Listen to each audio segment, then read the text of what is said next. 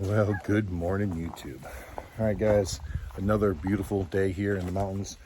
But today we're going to be working on the dually, and that's because you guys saw where Katie had punctured the tire on it. Well, we ordered a new tire online because nobody local had one, and it got here yesterday. So we're going to go ahead and get this fixed. That way we don't have a truck just sitting in the yard not doing anything.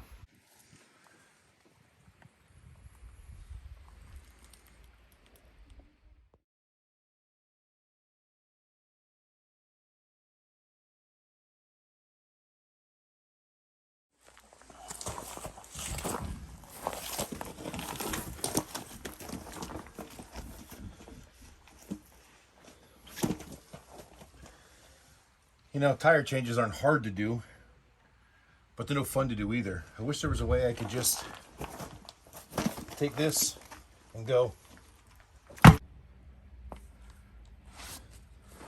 Well, I guess that was as hard as I thought it was going to be.